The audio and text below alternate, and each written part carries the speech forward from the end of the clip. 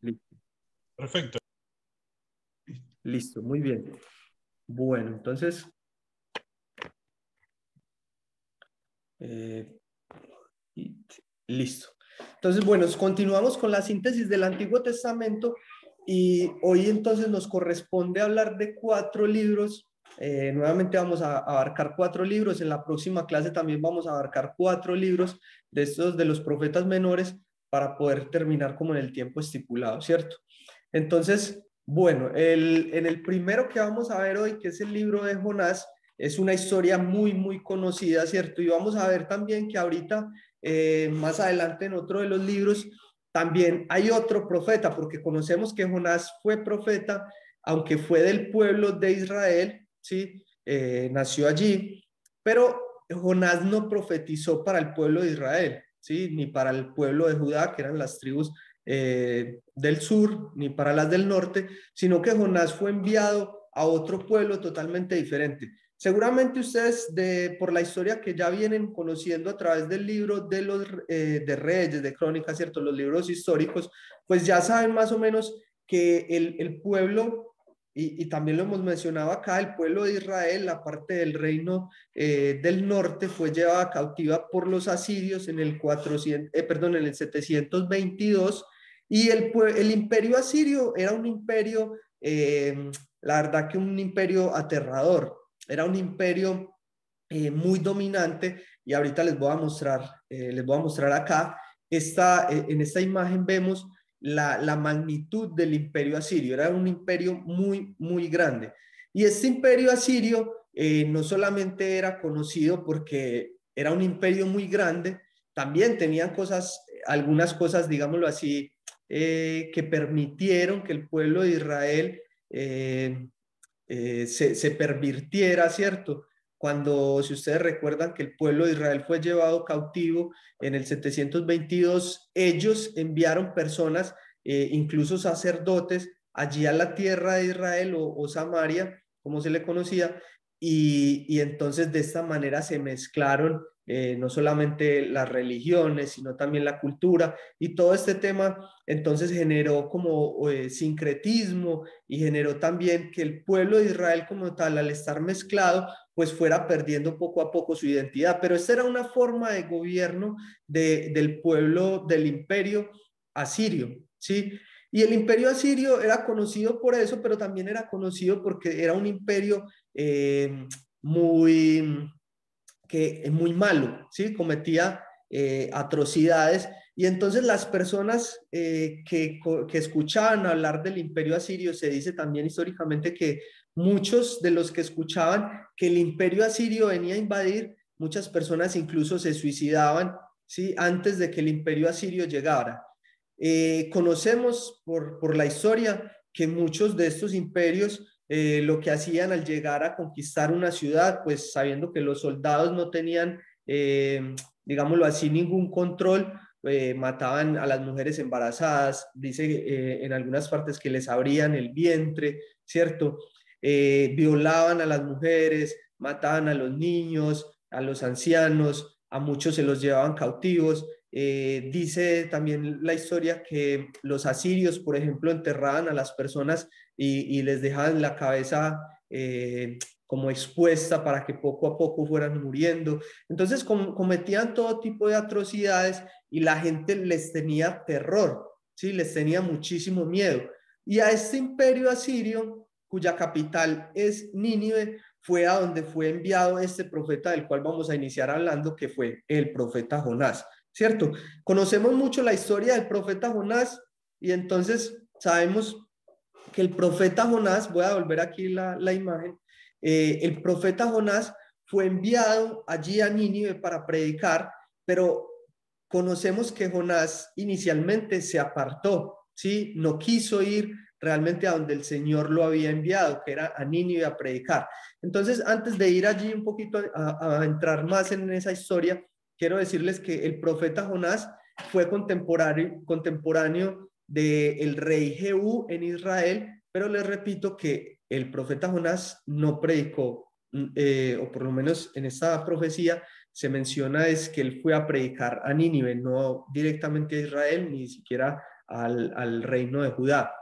Pero vivió en el 862 y su nombre significa paloma. ¿Sí? Sabemos que las palomas desde hace muchísimo tiempo se utilizan como mensajeras. Si ustedes recuerdan, el mismo Noé, ¿cierto? Envió una paloma para que le trajera un mensaje, ¿cierto? ¿Qué mensaje era? Él estaba esperando ver en que si ya había un lugar de pronto donde él pudiera reposar, o más bien que ya estuviera seca la tierra y entonces él pudiera como salir del arca, y entonces hizo esto en varias ocasiones, ¿cierto? Como una mensajera, ¿sí? Para que trajera como ese tipo de mensaje. Entonces las palomas se han utilizado históricamente para eso, y el nombre Jonás también entonces es relacionado con eso. Paloma, y era un mensajero que fue enviado de parte de Dios, no a su propio pueblo, sino a este pueblo enemigo del cual venía hablando ahorita, que es el pueblo asirio, el imperio asirio, cuya capital era Nínive, un pueblo totalmente malvado. Entonces, aquí vemos, ¿sí? Aquí vemos en si ustedes ven ahí el cursor, ¿cierto? Entonces, aquí está la parte de Israel, ¿sí? En Israel aquí la parte del reino del norte, donde estoy señalando, espero que puedan ver ahí con la flechita, ¿cierto?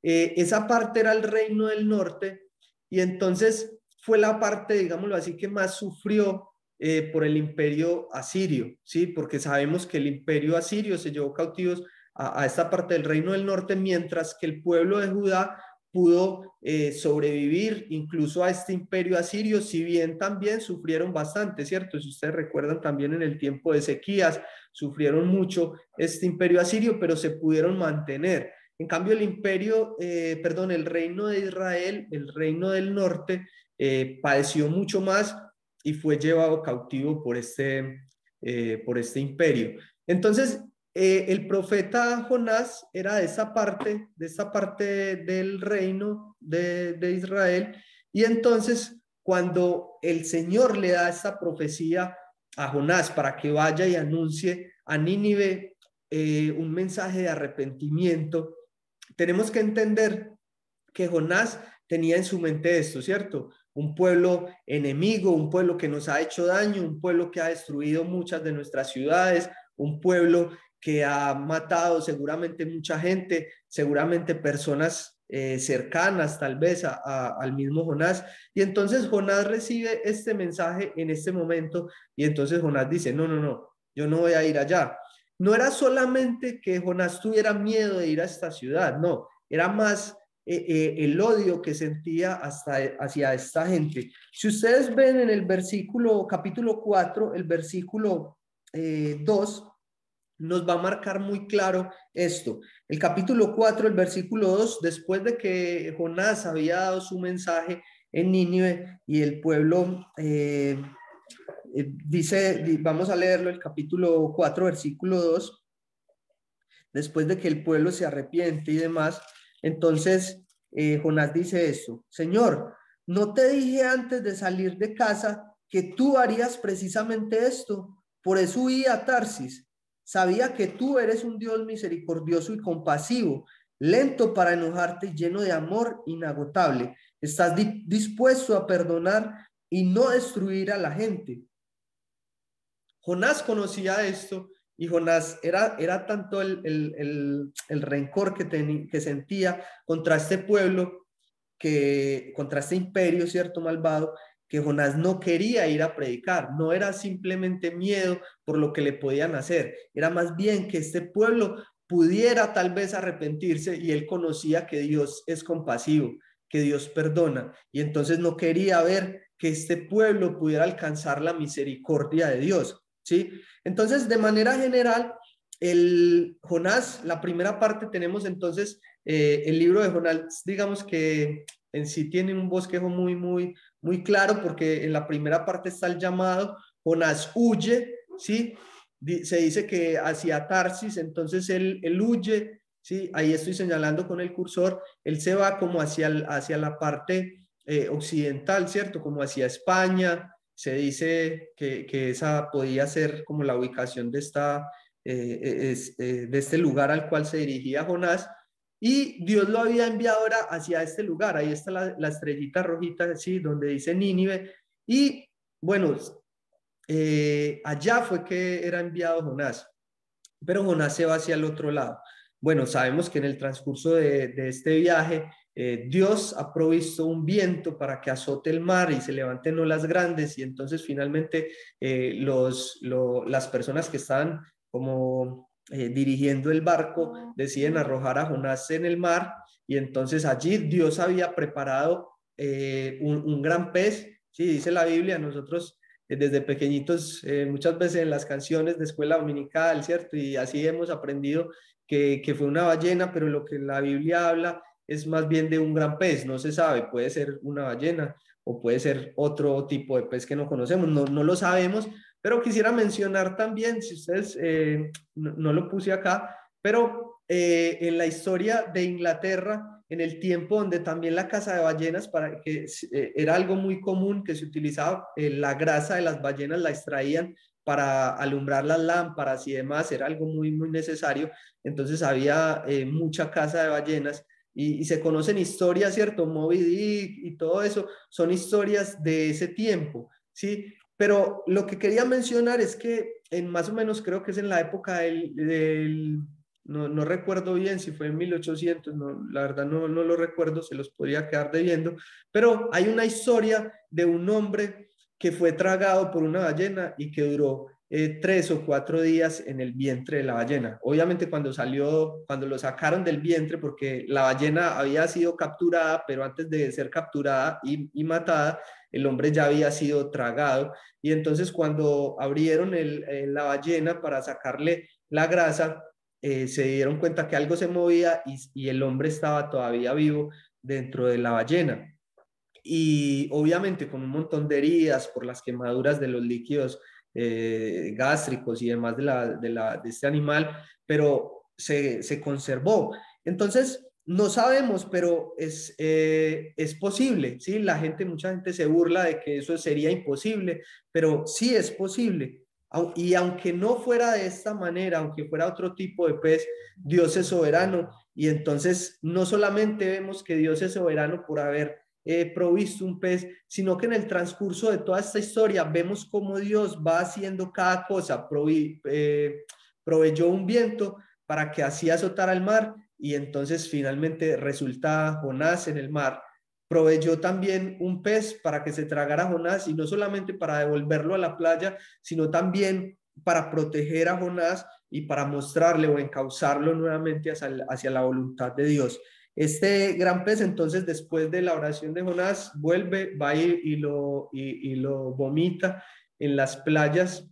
Sí, obviamente no es en la playa de Nínive, porque como vemos ahí en el mapa, Nínive quedaba muy, muy lejos de las playas, sí, del mar Mediterráneo, quedaba muy, muy lejos, y entonces Jonás tiene que ir caminando. Bueno, llega Jonás a Nínive y entonces predica el mensaje, la gente se arrepiente, y entonces vemos ahí lo que leíamos ahorita, ¿cierto? Jonás siente rabia, Jonás llega a mencionarle a Dios, dice en el versículo 3: quítame la vida ahora, Señor, prefiero estar muerto y no vivo si lo que yo predije no sucederá. ¿A qué se refiere? A la destrucción de Nínive. Jonás quería que Nínive fuera destruido, ¿sí? Bueno, el pueblo de Nínive se arrepiente, el rey y cada una de las personas. Sí, dice que incluso el rey hizo que los animales fueran vestidos de una manera especial para mostrar también arrepentimiento y demás. Entonces es una historia muy, muy particular, cargada de un montón de cosas muy, muy particulares, sí, valga la redundancia ahí, porque después de eso vemos también como la planta, el gusano, y es un mensaje muy, muy particular. Un profeta de Dios que no quería obedecer, un profeta de Dios que tenía que ir a llevar un mensaje de juicio, pero prefiere irse hacia otro lado, pero finalmente Dios lo lleva hacia donde inicialmente lo había enviado, ¿cierto? Bueno, Este libro entonces de Jonás nos muestra de manera muy clara como el mismo bosquejo, es como el desarrollo mismo de toda la historia, ¿cierto? Bueno, esto obviamente tiene varias referencias. El mismo Señor Jesucristo en Mateo capítulo 12, versículo 40, cuando le preguntan que les diera señales y él dice, no les voy a dar señal. Sí, este pueblo malo me pide señal, pero no les voy a dar más que la señal del profeta Jonás.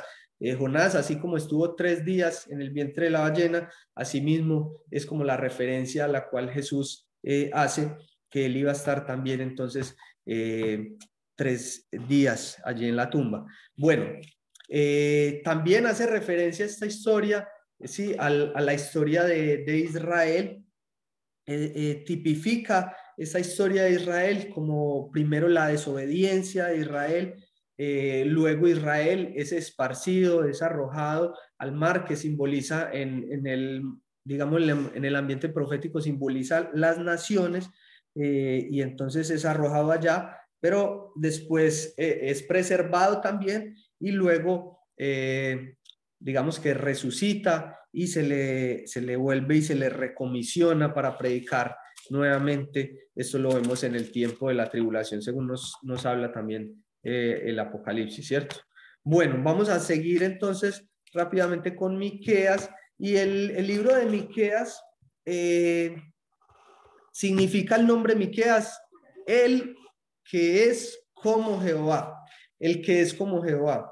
Entonces, Miqueas, voy a volver aquí la diapositiva, Miqueas fue enviado a predicar a las dos naciones, tanto la del norte como la del sur, ¿sí? Y entonces él predica a Jerusalén, dice desde el principio en el primer versículo, el Señor le dio el siguiente mensaje a Miqueas de Moreset durante los años cuando Jotam, Acaz y Ezequías eran reyes de Judá. Las visiones que tuvo tenían que ver con Samaria y con Jerusalén. Samaria y Jerusalén. Entonces, él tuvo que predicar a estas dos naciones, ¿sí? El mensaje de Miqueas se centra en el odio de Dios por la justicia y el ritualismo, y en cambio su deleite en mostrar misericordia, ¿sí? Hay el versículo clave. El versículo clave tenemos dos versículos que son muy importantes y podríamos decir son los versículos claves de este libro, y uno es el capítulo 6, versículo 8, dice: no, oh pueblo, el Señor te ha dicho lo que es bueno y lo que Él exige de ti, que hagas lo que es correcto, que ames la compasión y que camines humildemente con tu Dios. El pueblo de Israel está acostumbrado no solamente al ritualismo, ¿sí? El pueblo de Israel estaba acostumbrado a todas las fiestas, a llevar sacrificios, a rasgarse las vestiduras, a ponerse ceniza sobre la cabeza. Estaba acostumbrado a todo un montón de reglas, ritualismos externos, pero lo que el Señor quería era el corazón. Y entonces en el capítulo 7, el versículo 18 también dice: ¿dónde hay otro Dios como tú, que perdona la culpa del remanente y pasa por alto los pecados de su preciado pueblo? No seguirás enojado con tu pueblo para siempre, porque tú te deleitas en mostrar tu amor inagotable, ¿sí? Entonces, aunque Dios tiene odio, como que repudia ese ritualismo externo, el cual en el pueblo de Israel y el pueblo de Judá también por mucho tiempo estuvo mezclado con el paganismo. Rendían culto a Dios y al mismo tiempo iban y rendían culto a las imágenes de Acera, de Moloch y otros dioses paganos, pero lo que Dios quería también está muy claro aquí. Él se complace es en mostrar misericordia. ¿A quiénes? A los que, como dice acá en el otro versículo, los que hacen lo que es bueno, ¿sí? Lo que hacen lo que es correcto, y los que son humildes, los que caminan humildemente con su Dios. Ese es el mensaje entonces en general de Miqueas, y en Miqueas encontramos varios aspectos que ustedes también van a después a profundizar, porque Miqueas nos habla varias cosas acerca de eventos futuros, ¿sí? No solamente para ese tiempo de Israel tenía mensaje, pero también eventos futuros, eventos proféticos que se van a llevar a cabo en el milenio, que corresponden solamente a la nación de Israel y demás, ¿sí? Bueno, en el libro de Miqueas se menciona también el reino de Israel, ¿sí? El reino de Israel. Y hay un versículo muy importante acá, es el capítulo 4, versículo 8. Dice, aunque vemos ahí que está como pronunciando juicio, pero si ustedes al leerlo se dan cuenta que va mezclando un poquito como que el juicio y luego resulta hablando de bendición futura. Y entonces es ahí, en este marco, donde encontramos nosotros en el capítulo 4, el versículo 8, dice, en cuanto a ti, Jerusalén, ciudadela del pueblo de Dios, recuperarás su fuerza y poder soberano. El reino será restaurado a mi muy amada Jerusalén. ¿Sí? Entonces, aunque el pueblo de Dios se le estaba pronunciando juicio por su rebeldía, juicio porque tenía demasiada injusticia, ritualismo, oprimían a los pobres, robaban. A pesar de todo eso, el Señor sigue constatando que Él es fiel a su promesa y que el reino va a ser restaurado. Y eso, en la venida del Señor Jesucristo, Él dice, el reino se ha acercado, ¿cierto? Pero el reino en ese momento tuvo que ser también postergado, ¿sí? Porque Israel, como dice también en Juan, en el capítulo 1, en el versículo 11, dice que a los suyos vino, pero los suyos no lo recibieron, ¿cierto? Entonces, ese reino fue ofrecido, pero el reino de parte de Israel, el reino fue rechazado. Y entonces, bueno, ahí ustedes van después a poder como profundizar más en todas estas profecías, pero de una manera general, entonces encontramos esta advertencia de Dios, ¿sí? Juicio que se acerca por ese ritualismo, ¿cierto?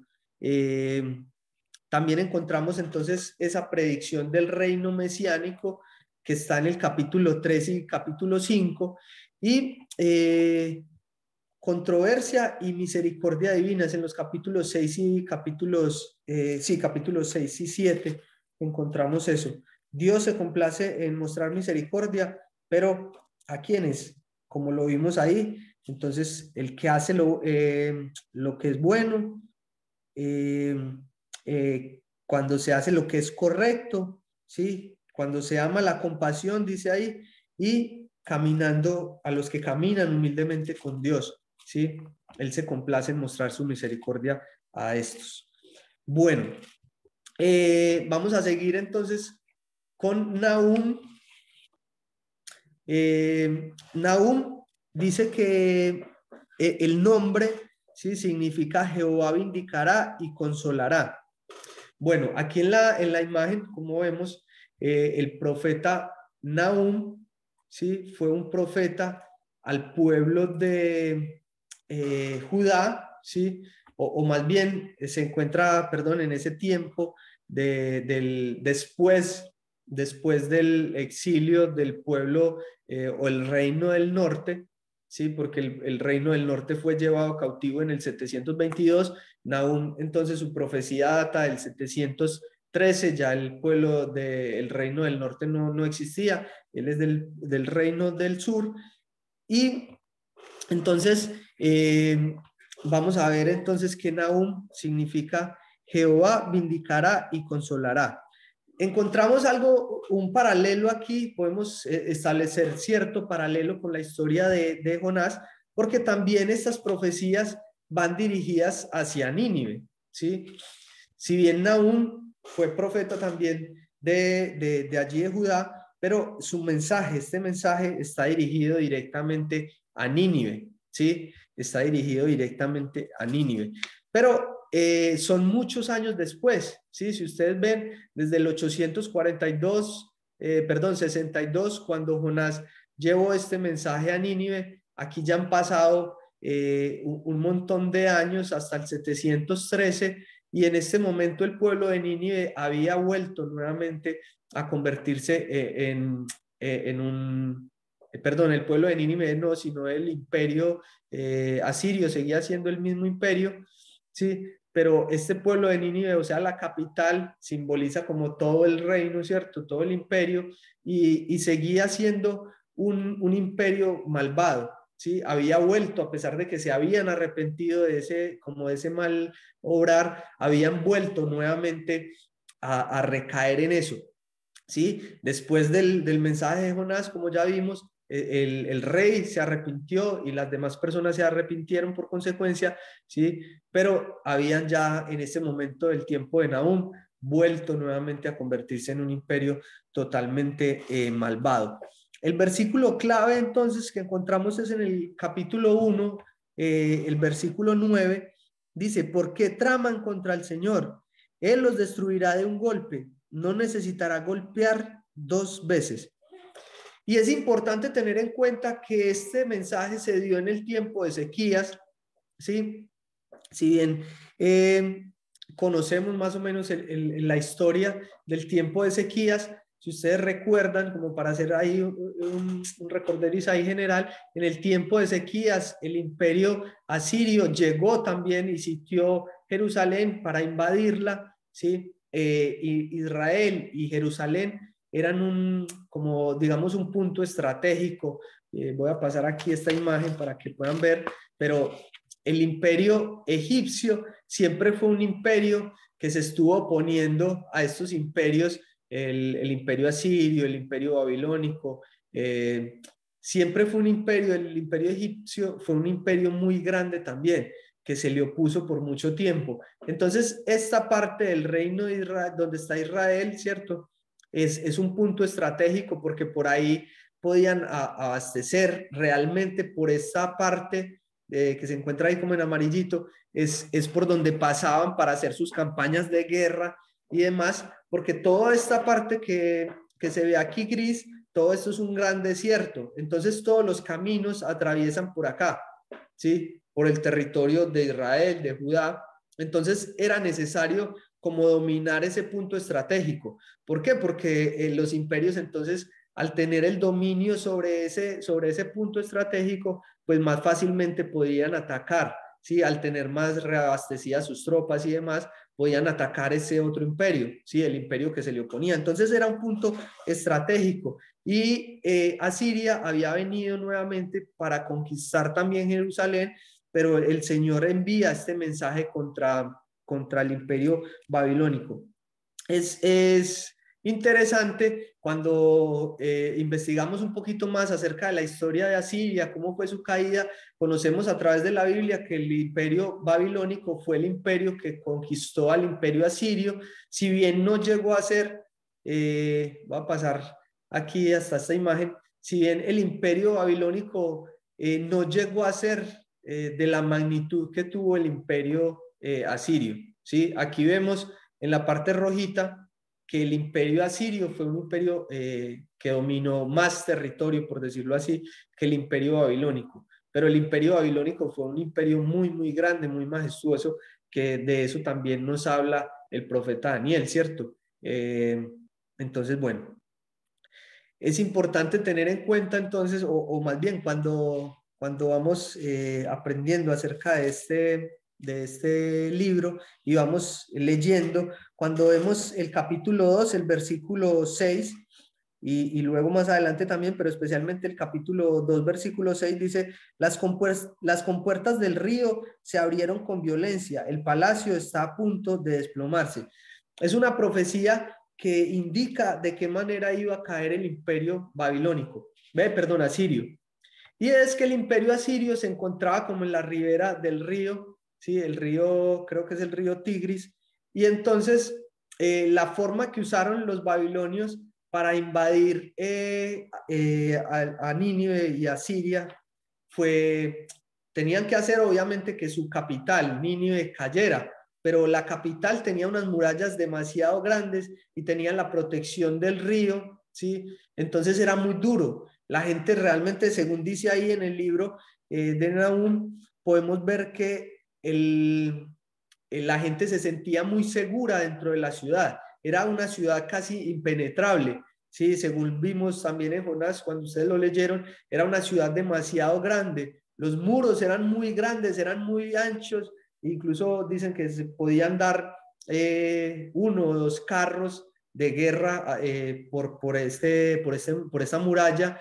Entonces era una muralla muy grande, era una ciudad impenetrable, y cuando la gente se resguardaba en la ciudad, entonces vivían totalmente confiados, tenían provisiones, tenían alimentos, podían esperar mucho tiempo a que el otro que venía como a invadir se cansara y se fuera.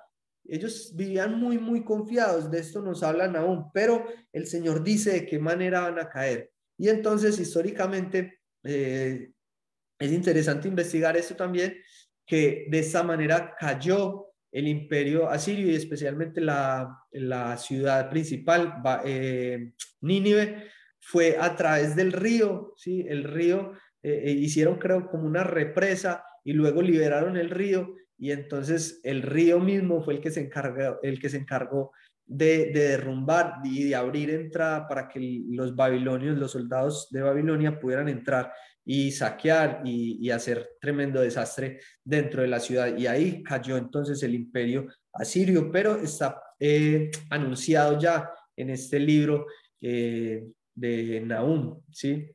Bueno, de ahí vamos entonces a seguir con el último libro, que es el libro de Habacuc. Bueno, Habacuc profetizó en el 620, profetizó en el 620. Su nombre significa abrazo o abrazar, ¿sí? Ese es el significado de este nombre de Habacuc. Bueno, si ustedes notan, la mayor parte de este libro de Habacuc es como una conversación entre el profeta y Dios. ¿Y cómo inicia?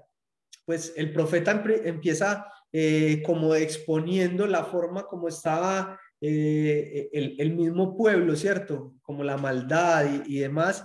Dice el versículo 3, que de hecho es el versículo principal, ¿sí? Dice, tendré siempre que ver estas maldades. ¿Por qué debo mirar tanta miseria? Donde quiera que mire veo destrucción y violencia. Estoy rodeado de gente que le encanta discutir y pelear. La ley se ha estancado y no hay justicia en los tribunales. Los perversos suman más que los justos, de manera que la justicia se ha corrompido. Entonces, este era el ambiente en el cual se encontraba Habacuc, ¿sí? En el pueblo en la parte del reino de Judá, ¿sí? Que era el único que quedaba allá. Era un pueblo también que tenía todo esto, ¿sí? Había mucha maldad. La maldad reinaba sobre la justicia, el robo, las peleas, todo eso era lo que estaba viendo Habacuc en su ambiente, y entonces le expone como esta queja a Dios, y Dios entonces le responde. Y la respuesta de Dios parece que no le gustó mucho a Habacuc, ¿cierto? Porque Dios dice como, bueno, voy a mandar a los babilonios, ¿sí? Y expone cómo son los babilonios, y eran también el imperio babilonio. Claro, si había derrotado al imperio asirio, era porque el imperio babilónico también era un imperio demasiado poderoso, era un imperio muy, muy, muy fuerte, muy grande, con ejércitos muy bien capacitados, dotados, gente de guerra, gente acostumbrada a pelear, pero al mismo tiempo que cometían también todo ese tipo de atrocidades, ¿sí? En los pueblos que conquistaban. Y entonces Habacuc luego le responde nuevamente a Dios, pero ¿cómo es eso? ¿Cómo es que nosotros vamos a ser castigados con un pueblo que es más malo que nosotros? Y esa pregunta está en el versículo 13 del capítulo 1. Le dice Habacuc a Dios, pero tú eres puro y no soportas ver la maldad. Serás indiferente ante la traición de ellos. Guardarás silencio mientras los perversos se tragan a gente más justa que ellos. Habacuc estaba viendo como nosotros somos más justos, aunque claro, estamos muy mal, no es que somos malos, pero ellos son más malos todavía. Y nos va a castigar a nosotros con gente menos justa que nosotros. Y esa es como la queja también de Habacuc, la segunda, como el segundo cuestionamiento, por decirlo así, ¿sí? La segunda parte como de la conversación, como si nosotros, claro, no somos justos, pero ellos son menos justos que nosotros y cómo los va a utilizar como a ellos para castigarnos a nosotros, ¿sí? Y entonces, después de esto, Dios le da también su respuesta a Habacuc, ¿sí? Y entonces Habacuc finalmente encontramos en el capítulo 3 la oración, ¿sí? La oración del profeta. Él entiende finalmente que es el propósito de Dios, si bien este pueblo babilónico venía a destruir, a dañar y demás, pero era el juicio de Dios, también el castigo merecido. Pero en medio de todo esto también es interesante ver que Dios tiene misericordia, ¿sí? Dios ratifica, reafirma su promesa. En el capítulo 3, versículo 12 dice, con enojo márchate a través de la tierra y con furor marchaste a través de la tierra y con furor pisoteaste las naciones. Saliste a rescatar a tu pueblo elegido, a salvar a tus ungidos. Sí, el Señor va a rescatar a su pueblo elegido y rescatar a tus ungidos. Bueno, este profeta Habacuc, ¿sí? Es un libro también, si vemos ahí, es un libro corto, pero también es un libro que está lleno de historia, lleno claro, profecías que nos muestran también a nosotros, diría yo, que muchas veces buscamos la respuesta de Dios y Habacuc buscó la respuesta de Dios, pero no le gustó mucho la respuesta de Dios inicialmente, pero fue el estar expuesto a la palabra de Dios, a la presencia de Dios, que finalmente se humilla y reconoce que Dios es soberano, que Dios es el que juzga, que Dios tiene que no solamente como juzgar la iniquidad, la maldad, pero también entiende que Dios tiene misericordia de los que son justos, que los que viven en pos del Señor, Él es fiel a ellos y entonces a ellos ratifica también sus promesas. Es digamos que podemos concluir con esto, que Dios sigue siendo soberano, ¿sí? Y lo vemos a través de la profecía, Dios es soberano, ¿sí? Dios es soberano, Él juzga no solamente y protege a su pueblo, sino que Él también juzga a las naciones, y eso lo hemos venido viendo también a través de estas profecías.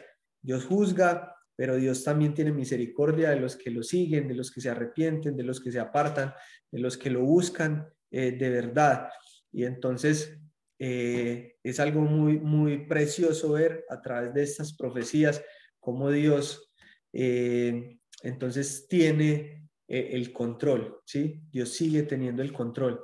Dios abraza también, finalizando como con este mensaje de este libro, Habacuc, el nombre, abrazar, como que a pesar de que tiene que venir castigo, así como dice la palabra, que Dios a su hijo, ¿cierto? Al que ama, disciplina, ¿sí? Azota a todo el que tiene por hijo, pero es por amor, ¿sí? Dios abraza también a través de incluso en estos momentos, así como tal, como vemos ahí, venía juicio para ellos, venía castigo, pero incluso por encima de eso, Dios abraza, ¿sí? Dios ama a su pueblo, Él cuida de su remanente, Él protege, los protege, los guarda, los preserva, y entonces eso también es parte, yo creo que del mensaje que podemos ver en medio de estos libros.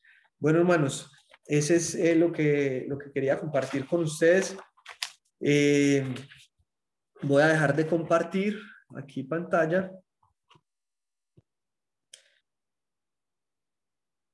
Y listo.